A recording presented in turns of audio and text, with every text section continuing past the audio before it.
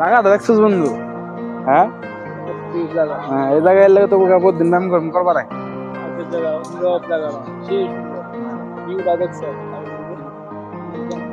বেশি করে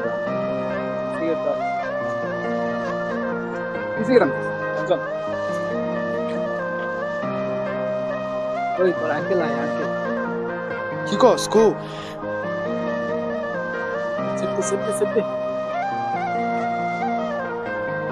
আরে কেমন রাসেল না?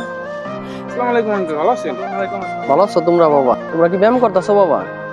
আচ্ছা করো, ভালো। আমি তাহলে আসি।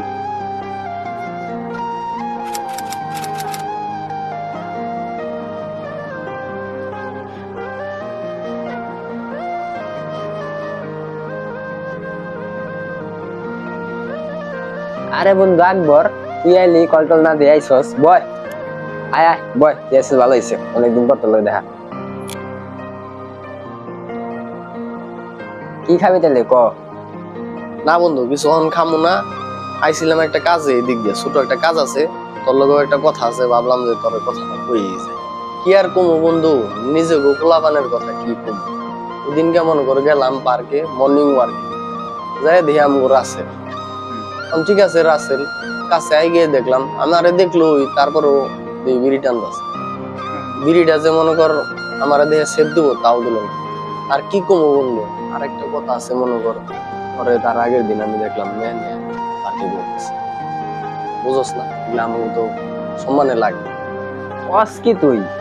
আমগো রাসেল তোর লগে এইবার দাবি করছে? আরে তুই কিছু চিন্তা করিস না বন্ধু, আমি দেখতেছি ব্যাপারটা। ওই আহ রাসেল আজকে।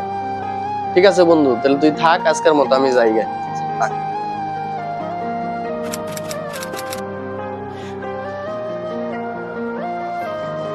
আব্বা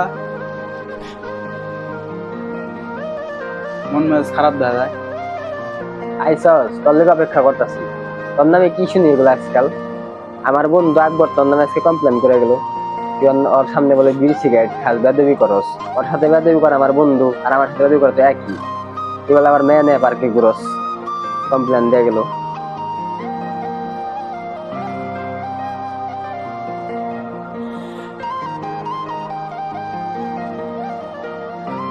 তোর মতো বলা আমার দরকার নাই, তুই বাইতে বাইরো। আমার চোখের সামনে সর, এ বাইতে জানি তোর আর চেহারা না দেখি।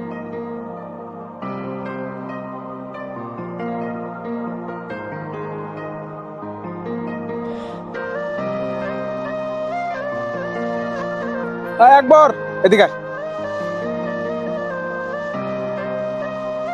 বেটা, শুনস না? তোর ডাক্তার শুনস না তুই? কত আরে মারুম নাকি? ও ক ক খালি ক, আরে মারুম নাকি ক? বাবা ডাক দিলাম তোরে, ল দোকান থেকে পেনশন লে।